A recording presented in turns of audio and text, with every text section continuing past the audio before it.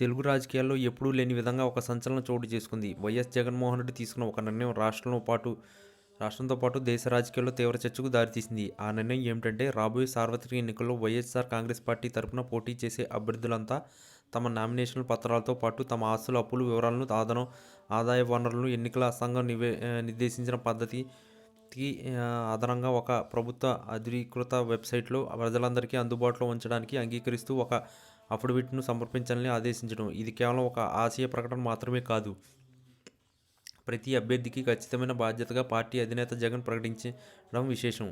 ఈ అసంపూర్ణ నిర్ణయం అపూర్వ నిర్ణయం వెనుక జగన్ వ్యూహం ఏంటనే దానిపై అనేక ఊహాగానాలు వినిపిస్తున్నాయి.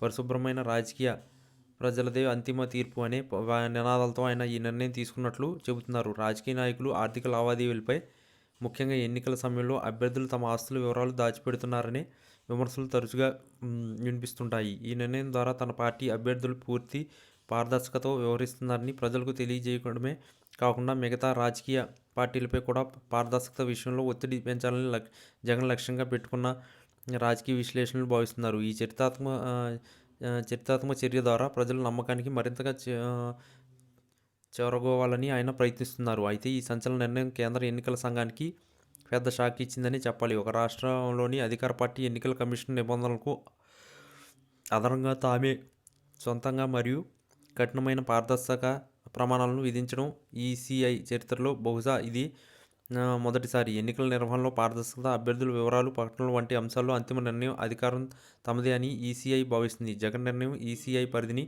అధికారులను పరోక్షంగా ప్రశ్నించినట్లుగా లేదా తమ పనిని తామే ముందస్తుగా చేపట్టినట్టు అయింది. ఈ నేపథ్యంలో ఈసీఐ వర్గాల తీవ్ర చర్చలు జరుపుతున్నట్లు సమాచారం. ఈ నిర్ణయాన్ని స్వాగతించేలా, లేక ఇది తమ అధికార పరిధిని ఉల్లంఘించడమే అవుతుందా అనే మీ మాసంలో ఎన్నికల సంఘం ఉన్నట్లు తెలుస్తుంది. ఈ నిర్ణయంపై ప్రతిపక్షాలు భిన్నాభిప్రాయాలు వ్యక్తం చేస్తున్నాయి. కొందరు నాయకులు ఇది కేవలం ఎన్నికల స్టంట్ అని, తమ అక్రమాలను దాచిపెట్టేందుకు చేసిన పారదర్శకత ముసుగు అని వివరిస్తున్నారు. మరికొందరు మాత్రం ఈ చర్య మిగతా రాజకీయ పార్టీలు ఆదర్శంగా నిలవాలని, దేశమంతటా ఈ పద్ధతిని అమలు చేయాలని డిమాండ్ చేస్తున్నారు. ఏది ఏమైనా జగన్ తీసుకున్న ఈ నిర్ణయం ఎన్నికల వాతావరణాన్ని పూర్తిగా మార్చేసింది. రాజకీయ నాయకులు పారదర్శక అనేది ఇకపై కేవలం నిబంధన కాకుండా ఆచరణ చూపాల్సింది బాధ్యతగా మారుతుంది. ప్రజల దృష్టి ఇప్పుడు ఈసీఐ ప్రతిస్పందనపై, అలాగే ఇతర పార్టీలు ఈ కొత్త పారదర్శక ప్రమాణాలను అలా స్పందించాలనే దానిపై కేంద్రీకృతమై ఉంది. ప్రజాస్వామ్య వ్యవస్థలో ఎట్లాంటి సంచలన నిర్ణయాలు కొత్త చర్చకు, కొత్త సంస్కరణలకు నాంది పలుకుతాయని ఆశించవచ్చు.